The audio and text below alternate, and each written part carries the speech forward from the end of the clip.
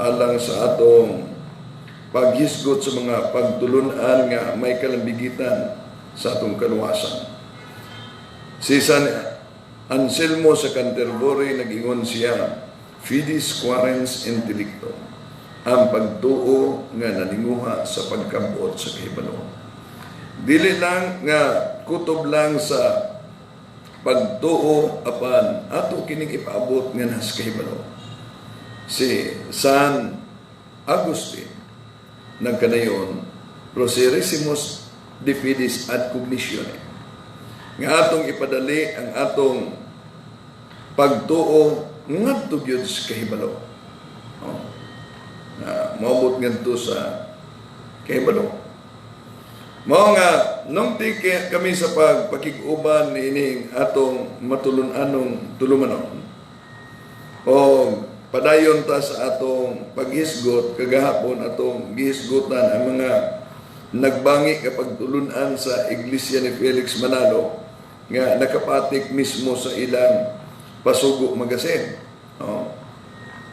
Mao nga atong ipadayon ang paghisgot ni niya ang ilang pasugo magasin naghisgot ni niya nga kun duna gani kunoy magkabangi nga pagtulunan pagpanudlo maunay timaan sa mini nga magtutudlo atong gibasa mismo sa ilang pasugo magasin nga sinulat ni Phil John B. Fuentes unsa gay giingon sa opisyal nga pagpanudlo sa Iglesia ni Felix Manalo.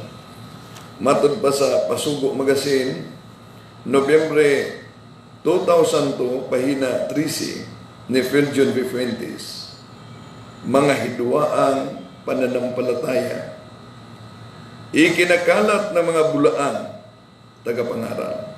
So, atong giisgutan, mga binating kikilaan, ang mga maling aral na lathala sa Iglesia ni Cristo sa kanilang Pasugo Magasin. Ginamit din natin na pinatunayan kahit sa kanilang Pasugo Magasin ang paglitaw sa tinatawag na Antikristo. Kinsa ba ang mga Antikristo sumala sa unang Juan 2:19? Sa 18 niya nagkaroon ng daghang mga Antikristo. Kining mga tawhana gikan na sa atong pundo. Pero mamulag ni nato aron maila nga sila dili kauban nato. Kay kun sila kauban pa nato magpabilin unta sila nato. Apan mamiya sila nato aron maila nga sila dili gyud kauban nato. Unya, kanus aman mo gawas ang Antikristo? May siguro nga ang Pasugo Magasin sa Iglesia ni Felix Manalo ang atong gamiton. Sa ilang Pasugo Magasin, gula sa 1951, pahina 26, nagkanayon kini. Sa panahon ng digmaang pansanlibutan, noong 1914 ay may nagsiparitong mga Antikristo. Sila ay nagsiparito sa pangalan ni Kristo. Kanus aday kuno migawas ang mga Antikristo. Ilang gi pamatudan. 1914 migawas ang mga Antikristo. Unya nagdala sa ngalan ni Kristo. Nya kumaw na naakin sa may mitumaw sa 1914. Walay lain ang Iglesia ni Kristo. Mitumaw sa 1914 sa dihang gituko ni Felix Manalo. Unya naaba na sulat sa ilang Pasugo Magasin, Hunyo 1963, pahina 25, sinumnat ni Benjamin Santiago. Unsa may giingon din ang mga kapatid na kaniyang nadaya at naipasok sa bahay na puno ng karanian ang tinutukoy niya na bahay na puno ng karamihan ay ang Iglesia ni Kristo. Na sila pasugo, magasin. Ato lang ng gikutlo, mga kigalaan. No? Now, atong hisgutan kining ilang pagtulunan kay sa gikingon na nato ang bakak balik-balikon sa pagpamatuod mahimo man kanang daw tinuod alang ni atong wa gyud taon masayod. No? Kay mao lagi mga tigalaan dunay pagpanudlo nila na ang anghel nga gihisgutan sa Pinadayag kapitulo 7 bersikulo 1 ngadto 3 mo na si Felix Manalo. Naana sa ilang pasugo magasin gula sa Mayo tuig 2001 nga nagkanayon kini. The third angel who was prophesied in Revelation is Brother Felix Y. Manalo. Napagin na sa ilang pasugo magasin gula sa Marso tuig 2002 pahina 23 ni Emiliano Magtoto Sr. nga nagingon ang Iglesia ni Cristo, di man ninyo ha, ang Iglesia ni Cristo ay sumasampalataya na ang katuparan ng hinuhulaang ibang anghel sa Apokalipsis Kapitulo 7 versikulo 2 hanggang 3 ay si kapatid na Felix Manalo. Siya ang kinatuparan ng ibang anghel na may taglay na tatag ng Diyos na buhay. So kinsa day kuno ang anghel na tinutukoy sa Apokalipsis Kapitulo 7 versikulo 2 hanggang 3, ang kinatuparan pala ayon sa Iglesia ni Cristo ay si Felix Manalo. Ngunit sa pasubok magasin nila September 1962 pahina 7 ni Teofilo Ramos Sr. nagkanayon kini. Hindi ipinangaral ni kapatid na Manalo na siya ay anghel. At sino mang ministro ng Iglesia ni Cristo ay hindi ipinangaral ang ganiyan. Wala kaming ganiyang paniniwala. Karon usaw man nato pag-reconcile sa anilang mapasugo nga gisulat ni Emiliano Magtoto Sr. sa Pasugo Magazine Marso tuig 2002 pahina 23 nga nagkanayon. Ang Iglesia ni Cristo ay sumasampalataya na ang katuparan ng hinuhula ang ibang anghel sa Apokalipsis Kapitulo 7 versikulo 2 hanggang 3 ay si kapatid na Felix Manalo. Siya ang kinatuparan ng ibang anghel na may taglay na tatak ng Diyos na buhay. So, ayon sa kanila, sumasampalataya ang Iglesia ni Cristo na ang hinula ang ibang anghel na nasa Apokalipsis Kapitulo 7 versikulo 2 hanggang 3 ay si kapatid ni Felix Manalo. Ngunit, paano po natin ma-reconcile ang nakasulat sa kanilang Pasugo Magazine? Sa September 1962 pahina 7 na ang may akda nito ay si Teofilo C. Ramos na ang sabi ay ganito, hindi ipinangaral ni kapatid na Manalo na siya ay anghel. At sino mang ministro ng Iglesia ni Cristo ay hindi ipinangaral ang ganyan. Wala kaming ganyang paniniwala. O sige ingon din atong balikan ang ilang Pasugo Magazine, wala daw silang paniniwala. Wala daw silang aral. Kahit si Felix Manalo, walang ganyang aral na siya ay anghel. Nung usaw man ninyo na pag-reconcile, ang nakapatig sa Pasugo Magazine, Marso tuig 2002, pahina 23, ni Emiliano Magtoto Sr., ang Iglesia ni Cristo ay sumasampalataya na ang katuparan ng hinulhula ang ibang anghel sa Apokalipsis Kapitulo 7, versikulo 2 hanggang 3 ay si kapatid na Felix Manalo. Siya ang kinatuparan ng ibang anghel na may taglay na tatak ng Dios.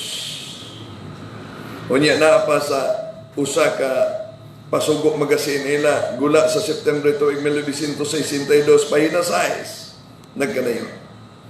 Lubhang ipinagtataka at ipinangingilalas ng marami kung marinig o mabasa nila na may anghel na tao, sapagkat kanilang pagkaalam ang tao ay hindi anghel at ang anghel ay hindi tao. Sumuni ang gisgutan diri. Anhita sa pahina 7, mga kigalaan, sa September 2, 1962. Ang tao ay talagang tao at ang anghel naman ay talagang anghel. Ang tao ay hindi anghel at ang anghel ay hindi tao. O karon, mo na ang nakasulat sa ilang pasugo. Ang anghel ay hindi tao. Ang tao ay hindi anghel. Nasa ilang pasugo magasin. Pero, kung balikan na to ang pasugo magasin September 1962, pahina 7 ni Teofilo Ramos, hindi ipinangangaral ni kapatid na Manalo na siya ay anghel at sino mang ministro ng Iglesia ni Cristo ay hindi ipinangaral ang ganyan. Wala kaming ganyang paniniwala. Wala kuno silang ganyang paniniwala. Pero sa pasugong mga sinila, Marso tuig 2002, pahina 23, na ang may akda ay si Emiliano Magtoto Sr., ang nakasulat ay ganito: ang Iglesia ni Cristo ay sumasampalataya na ang katuparan ng hinuhula ang ibang anghel sa Apokalipsis Kapitulo 7, versikulo 2 hanggang 3 ay si kapatid na Felix Manalo. Siya ang kinatuparan ng ibang anghel na may taglay ng tatak ng Diyos. Naroon sa man na pag-reconcile na ang mga kikilan. Di ba? Kinsaman ang katuparan sa sinasabi na nalathala sa kanilang pasugo magasin noong Nobyembre 2002 sa pahina 13 na ang may akda ay si Philjon V. Fuentes na ang sabi ay ganito: mga hidwaang pananampalatayang ikinakalat ng mga bulaang propeta. Doon ay mga pagkabangi. O ganus amo gawas ang mga bulaang propeta, yung tinatawag na Antikristo, ipinatunayan kahit sa kanilang pasugong magasin na ang Antikristo umano ay lilitaw. Kailan? Kailan lilitaw ang Iglesia o ang Antikristo? Ayon sa kanilang pasugong magasin, noong 1951 sa pahina 26, ganito ang nakasulat: sa panahon ng digmaang pansalibutan noong 1914 ay may nagsiparetong mga Antikristo.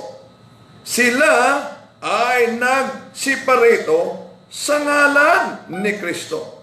Mga kaigalan, mga kapatid, sino ngayon ang lumitaw noong taong 1914 na nagdala sa pangalan ni Kristo na sinasabi rin ng ating mga kapatid sa Iglesia ni Cristo taong 1914?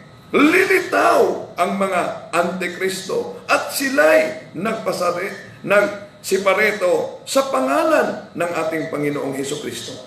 Kaya tingnan nyo yung pasugo magasin na nalathala, mga kapatid, sa Hunyo 1963 sa pahina 25 na ang may akda ay si Benjamin Santiago. Anong nakasulat? Nakasulat sa naturang pasugong magasin ang ganito: ang mga kapatid na kaniyang nadaya ay naipasok sa bahay na puno ng karanian. Ang tinutukoy niya na bahay na puno ng karanian ay ang Iglesia ni Cristo. Nasa pasugong magasin nila yan. palaging ginagamit ng mga ministro ng Iglesia ni Cristo na ang Iglesia Katolika hindi totoo sapagkat ayon sa aklat Katoliko na pinatunayan umano ng mga opisyal ng Iglesia, otoridad ng Iglesia Katolika na ang pamagat sa naturang aklat ay Discourses of the Apostles' Creed by Clement H. Crack sa pahina 191. Ang nakasulat ay ganito: In 1870, at the Vatican Council, the bishops assembled unanimously decided upon this official name, the One Holy Catholic Apostolic Roman Church. Kaya, sinasabi nila, kailan nagsimula ang pangalang Santa Iglesia Apostolica Katolika Romana? Noon lang taong 1914, taong 1870. Muna ilang ibalik-balik mga kagalaan. Pero anhitas ilang pagtulunan. Tingnan po natin ang kanilang pananampalataya tungkol lang sa pagsamba ng Iglesia ni Cristo. Kailan po nagsimula ang pagsamba? Tuwing Huwebes. Ayon sa nakasulat sa kanilang Pasugo Magazine. At ano ang dahilan? Na dinagdagan nila ang pagsamba. Batay lang sa nakasulat sa Pasugo Magazine. Okay, tingnan po natin. Pasugo Magazine, Pebrero 1962, sa pahina 3. Ang nakasulat ay ganito: Noong una ay walang pagsamba kung Huwebes. Noong una, wala pa umanong pagsamba kung Huwebes. Datapuat, simula noong 1922, ayon sa iyo, bigla na lamang nagkaroon ng pagsamba ng Huwebes. Kailan pala nagsimula yung pagsamba nila tuwing Huwebes? Noong 1922. So, ano bang dahilan na dinagdagan ang kanilang pagsamba tuwing Huwebes? Ang dahilan ba sapagkat sila'y nasasabik sa pagsamba ng Diyos? Tingnan po natin ang nakasulat, mga kapatid, sa Pasugo Magazine, isyu noong Pebrero 1962 sa pahina 4. Ito ang nakasulat: Ikaw na may kaya'y pumayag na magkaroon ng pagsamba ng Huwebes ay hindi dahil sa ikaw ay nasasabik na sumamba ng Diyos, kundi dahil ito'y magiging sa abuluyan. Ano palang dahilan? Bakit dinagdagan ng pagsamba tuwing Huwebes at ito'y nagsimula noong taong 1922? Ulitin natin ang pagbasa sa Pasugo Magazine, Pebrero 1962, pahina 4. Ikaw naman kaya'y pumayag na magkaroon ng pagsamba ng Huwebes ay hindi dahil sa ikaw ay nasasabik sa pagsamba sa Diyos, kundi dahil sa ito'y pagiging sa abuluyan. Hindi ka naglalingkod kay Kristong Panginoon, kundi sa sariling tiyan. Ay nasa Pasugo Magazine nila, mga kigalaan. Busa, ang nakasulat sa kanilang Pasugo Magazine, September 1962, sa pahina 1, sa Pangulong Tudling. Ganito ang nakasulat: Kaawa-awa ang mga taong sumasapit-pikit, matang sumusunod kahit manalo, lalo na sa 2 ulit sa isang linggong sa pilitang pagbibigay ng abuluyan. Si Manalo lamang ang kanilang pinayaman niyon. Mapalasyo ang tahanan ni Manalo at may mga gwardya pa. Nana sa ilang Pasugo Magazine, mga kigilan. Karon, atong ipadayon ang diskusyon tungkol sa pagiging anghel ni Felix Manalo na pinatunayan sa kanilang Pasugo Magazine. Pero, tingnan mo, may mga hidwaang mga aral ang INC pala kung gamitin natin ang iba't ibang isyu ng kanilang Pasugo Magazine. Sapagkat sa Pasugo Magazine, Marso 2002, pahina 23, na ang may akda ay si Emiliano Magtuto Sr., ang nailathala ay ganito: ang Iglesia ni Cristo ay sumasampalataya na ang katuparan ng hinuhula ang ibang anghel sa Apokalipsis Kapitulo 7, versikulo 2 hanggang 3 ay si kapatid na Felix Manalo. Siya ang kinatuparan ng ibang anghel na may taglay na tatak ng Diyos na buhay. Pero ginamit natin yung Pasugo Magazine September 1962 sa pahina 7 na ang may akda ay si Teofilo Ramos.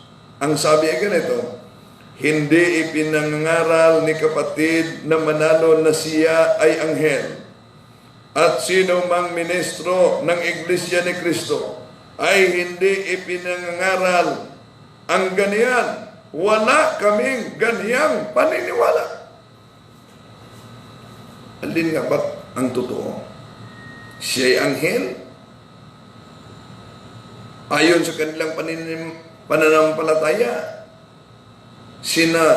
sampalatayanan nila na ang katuparan sa hinulaang ibang anghel sa Apokalipsis 7, 2, 3 ay si kapatid ni Felix Manalo. Ngunit, ayon kay Teofilo Ramos, hindi pinangaral umano ni kapatid ni Felix Manalo na siya ay anghel.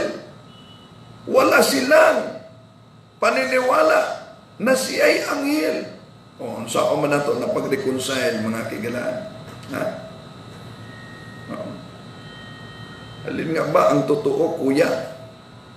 Siya ay anghel o hindi? Now, balikan na to ang ilang diskusyon may tungkol sa pagka-anghel ni Felix Manalo. Tubagon na to ni sa punto por punto gayon. No? Kay ang baka balik-balikon sa pagkumatuod, bahimo man kining daw tinuod alang ni antong wagit taon masayon. Unya, gay sa bisan tuod, although nabasa natin na mariing pinagbuluan nila na may paniniwala sila na si kapatid Felix Manalo ang anghel, ngunit nailathala na sa isang Pasugo Magazine na ang may akda na ay si Emiliano Magtuto Sr. na si Felix Manalo talaga ang sinasampalatayanan nila na katuparan sa hinulaang ibang anghel. Okay. Kinsa man ang upat ka mga anghel nga kauban ni Felix Manalo. Ang upat ka mga anghel nga kauban ni Felix Manalo, mo ni ang gitawag og the Big Four. Ang upat ka mga ministro di giyera, sila si George Eugene Benjamin Clemencio, Primero Ministro sa Francia, si Vittorio Orlando, Primero Ministro sa Italia, Thomas Woodrow Wilson, ang ika-28 nga presidente sa Amerika, o si David Lloyd George, ang Primero Ministro sa Inglaterra. Yan na anak mabasa, mga kigalaan, sa libro ni Felix Manalo nga naguluhag sulo sa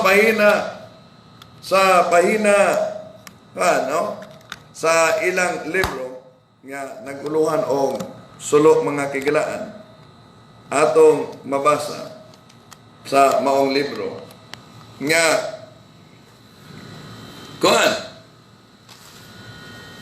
pahina 84-85.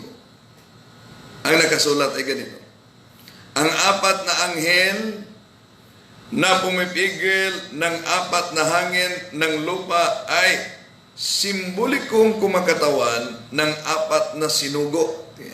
Diba ni? Apat na sinugo umano. Napipigil ng digmaang pandaigdig upang huwag magpatuloy, na ang mga ito ay sina Lloyd George, Premier ng Britanya, Clemencio, Pangulo ng Kabineting Pranses. Orlando, Premier ng Italia. Wilson, Pangulo ng Amerika. Pinatunayan nila sa kanilang aklat na ang pamagat ay sulo sa pahina 84-85 na ito palang the Big Four ay tinatawag na kasamang mga anghel ni Felix Manalo. Upang matunayan natin ang mga kamalian sa aral sa pananampalataya ni Manalo tungkol sa mga anghel na binanggit sa Apokalipsis Kapitulo 7, versikulo 2 hanggang 3, atin pong babasahin mga kapatid ang nakasulat simula sa versikulo 1 sa King James Version. Sa Cebuano, ito ang nakasulat. Tapos ni Ine, nakita ko ang upat ka mga manulunda nga nagtindog diha sa upat ka tumoy sa yuta o nagpugong sa upat ka hangin sa yuta aron walay hangin nga muhuyop sa yuta o sa dagat o sa bisan unsang kahoy. Unya nakita ko ang laing anghel, laing manulunda nga mikayab gikan sa silangan sa adlaw o nagdalag tembre sa buhi nga Dios o sa makusog nga tingog.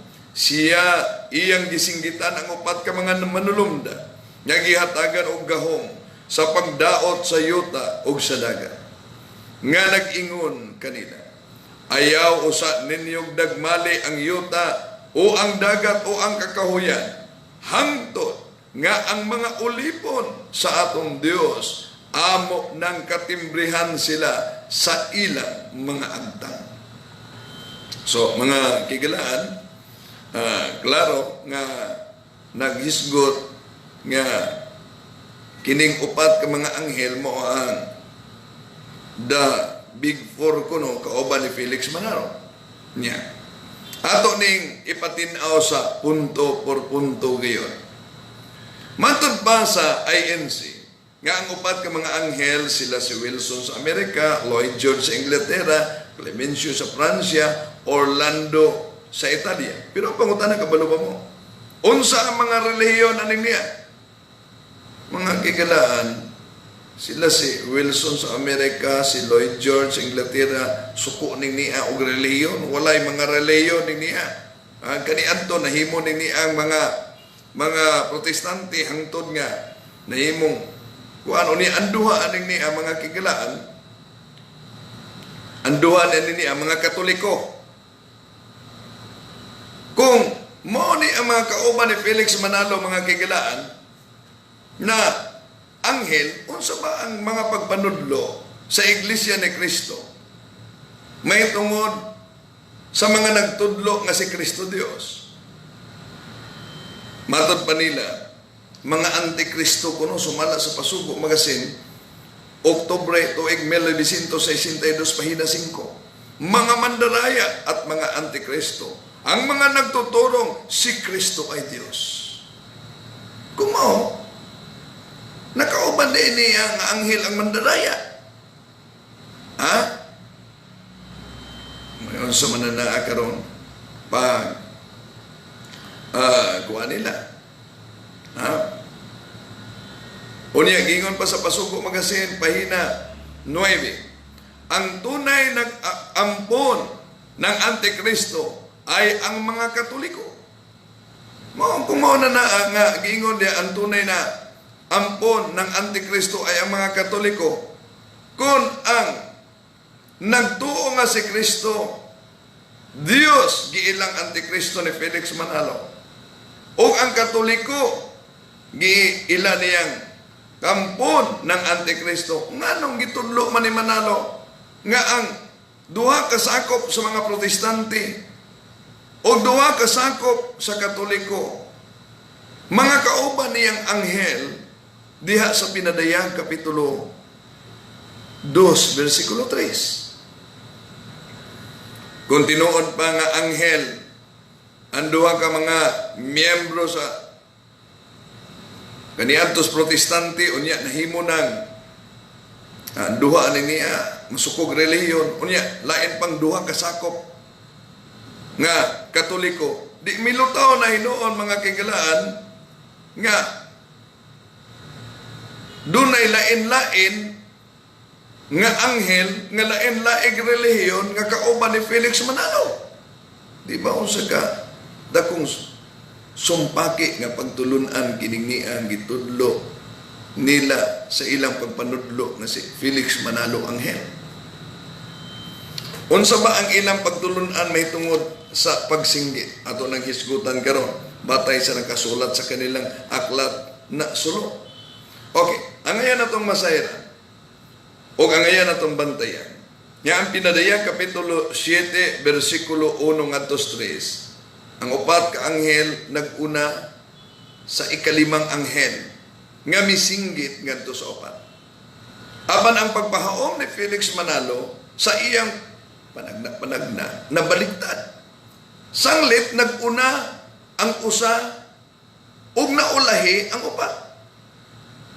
Kini tungod kay matod pa sa grupo sa INC nga sa 1914 nahitabo ang pagsinggit ni Felix Manalo ngadto sa upat. 1914. Unya, ang ayan ninyong masayran nga ang Italia miapil sa gubat ni Antong Mayo tuig 1915. Ang Amerika miapil sa gubat ni Antong tuig 1917. Dini atong maklaro mga kigalaan ang dakong kasaypanan ni Felix Manalo. Kay kanus Asia misinggit 1914. Unya kining mga ministro de guerra Francia ni apil Augusto Tres 1914. Unya ang Italia mi apil sa gubat ni Antong Mayo 1915. Ang Amerika mi apil ni Antong Abril 6 1917. Ikada kong sayo gisinggitan niya kanus anang singgit 1914. Ikit sa may ang gisinggitan nga wala pa man niyang duha ka mga ministro de guerra mga kigilan. Di nagsinggit siya, wala. O, di ba? Usa ka dako nga sa likwaot kini maong pagpanudlo nga pahaom-haom mga kigilan. Unya unsa may kahulugan ni ining singgit alang sa INC. Unsa man ni ang kahulugan nila aning niya sa singgit.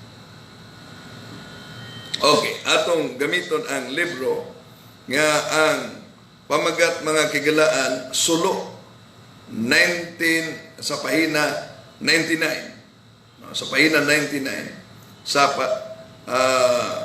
nagkanayon. Ang sigaw ni kapatid na Felix Manalo ay ang pangangaral ng Ebanghelyo. Unsa di ko no? Ang sigaw ni kapatid na Felix Manalo, pangangaral ng Ebanghelyo. Ang pangutana, kana bang pangangaral ng Ebanghelyo mga kigalaan? Literal ba na ang sigaw? Okay, atong basahon ang kanilang nakasulat sa kininiyang Pasugo Magazine, September 1951. Muna yan nakasulat sa Pasugo Magazine. September 1951, pahina 24. Si kapatid na Manalo ay sumigaw ng malakas na tinig. Close parenthesis. Literal na sigaw. Close parenthesis, balikan ako. Ang nakasulat sa kanila Pasugo Magazine, September 1951, sa pahina 24, si kapatid na Felix Manalo ay sumigaw ng malakas na tinig. Close parenthesis, literal na sigaw. Sa kanilang apat na katulad ng Lloyd George, Clemencio, Orlando, Wilson, pumigil na kayo sa nang pagdidigmaan at tapusin na ninyo iyan. Na ano silang pasugo magasin. Literal umano na sigaw. Ulitin natin pagbasa. September 1951 sa pahina 24.